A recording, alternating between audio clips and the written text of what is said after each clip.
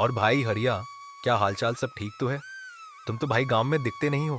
तुमको पता है क्या, गांव में एक चुड़ैल का घर है। वह उस घर से निकलकर हमारे गांव के जानवर को खा रही है। मुझे तो भाई बहुत चिंता हो रही है अपने गांव की। अरे हरिया, मैं जरा गांव से बाहर गया था, कुछ काम था इसीलिए।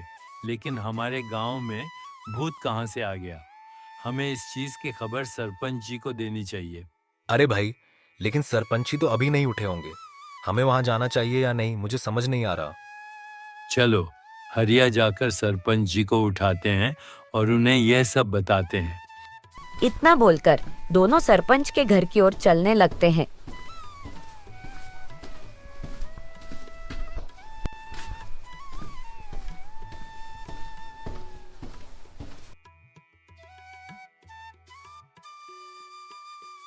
चलो बिरजू भाई, अब हम सरपंच जी के घर पहुंच गए हैं, लेकिन उन्हें आवाज कौन देगा?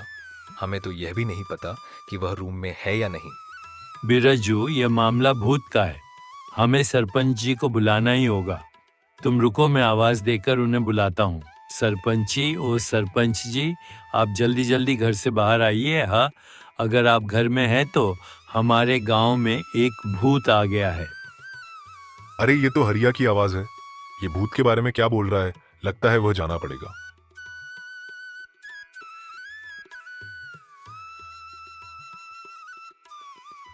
अरे तू तो बिरजू है, मुझे लगा कि हरिया चिल्ला रहा है।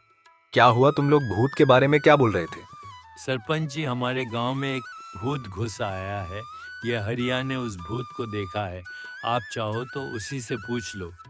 क्या हरिया, ये बात सच है कि हमारे गांव में भूत है और तूने उसे देखा है? हाँ सरपंच जी, मैंने उस भूत को देखा है। वह जंगल के हवेली से आती है और हमारे जानवरों को उठाकर ले जाती है। अगर ऐसी बात है तो हमें उसको मारना होगा। सुनो, तुम दोनों आज ही रात हम चलेंगे उस भूत के घर और उस घर को जला कर आएंगे। फिर जैसे ही शाम होती है, तीनों के तीनों लकड़ी में मसाल जलाकर चुड़ैल का घर जलाने चले जाते। थोड़ी देर में वह तीनों उस चुड़ैल के घर के पास पहुंच जाते हैं और फिर सरपंच जी बोलते हैं कि जला दो इस घर को। सरपंच जी के कहने पर वह दोनों उस चुड़ैल के घर को आग लगा देते हैं और थोड़ी देर में उस चुड़ैल का घर आग से भस्म हो जाता है और फिर सारा का सारा गांव खुशी खुशी रहने लगता है।